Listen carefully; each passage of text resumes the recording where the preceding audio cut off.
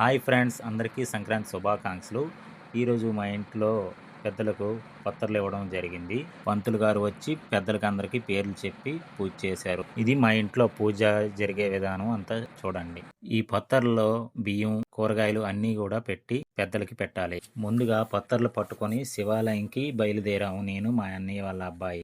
శివాలయంలోకి వెళ్ళిన వెంటనే ముందుగా పక్కన ఉన్న నూతిలో నీళ్లు, చూసారా నీళ్లు ఎంత పైకి ఉన్నాయో, నీళ్లు తీసుకొని కాలు శుభ్రంగా కడుక్కొని శివాలయంలోకి నేను, మా అన్నయ్య వాళ్ళ అబ్బాయి పత్తర్లు పట్టుకొని లోపలికి వెళ్ళాము. లోపలికి వెళ్ళిన వెంటనే పంతులు గారు పత్తర్లు తీసుకొని మాకు ఆశీర్వదించారు. ఇది మా ఊర్లో అంటే బుడుమూరులో ఉన్న శివాలయం. ఇది శివాలయం అయిపోయిన తరువాత రామాలయంకి వెళ్ళడం జరిగింది. రామాలయంలో కూడా అదే శివాలయంకి ఇచ్చిన విధంగా పత్తర్లు ఇవ్వడం జరిగింది. అక్కడ కూడా పత్తర్లు తీసుకొని అక్కడ పత్తర్లు ఇచ్చేసి ఇంటికి రావడం అయినది. ఇది ఈరోజు వీడియో. మీకు నచ్చినట్లయితే షేర్ చేయండి, సబ్స్క్రైబ్ చేయండి, లైక్ చేయండి. అందరికీ హ్యాపీ పొంగల్.